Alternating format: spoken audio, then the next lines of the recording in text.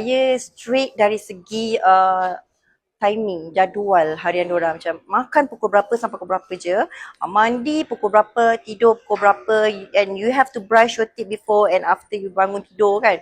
Macam Azwan benda-benda tu dia okay, tapi dia strict dari segi disiplin. Disiplin anak-anak macam contoh anak-anak punya auto skill lah macam you nak letak toothpaste tu you kena buat sendiri, bukan ibu yang kena buat.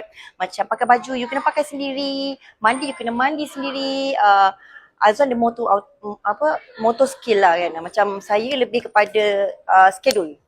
So macam so kita rasa benda ni kita boleh blend sama-sama untuk menjadikan seorang anak kita tu seorang yang lebih berdikari dan berdisiplin lah. So dia main peranan penting lah. Kita tak boleh lah macam kalau saya jadual, Azam pun jadual je. Habis tu yang lain tu kita semua kena buat untuk anak. Saya fikir betul juga kan. Takkanlah sampai besar pun saya nak kena letakkan toothpaste anak kat berus gigi. Contoh benda simple lah.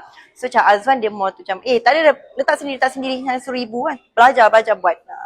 So macam okay apa tu cuci pinggan. Macam Azwan dia banyak suruh anak buat sendiri semua benda. Macam tolong apa ni jaga adik kejap. Macam saya macam dia kecil lagi nak kena jaga adik dia. Tak. Macam tak dia kena jaga adik dia sekejap. So pasal satu lagi dari segi education pula, macam saya lebih mungkin sebab saya anak cikgu. Jadi macam parents saya besarkan saya, kita macam sangat-sangat penting education untuk masa kecil ni lah. Masa besar nanti pada diorang pilih kan.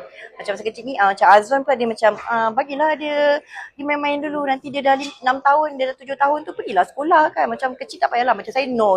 You 3 tahun I rasa dia dah kena pergi sekolah. Bukan pergi sekolah belajar, kena belajar membaca ke tak. Pergi sekolah untuk you bersosial. Untuk you learn macam sebab dia kan pentingkan motor skill. So pergi sekolah belajar motor skill. Pergi sekolah belajar independent. Bagi I macam tu. So bila Azwan macam okay betul. Kalau macam tu okay dia setuju. Kalau pergi sekolah kena belajar 3 tahun dah kena belajar, 8 darab 3, 17 darab 5 tak nak. Cuma anak nombor 2 kita orang dia a bit advance. Saya tak pernah ajar, tak pernah paksa dia.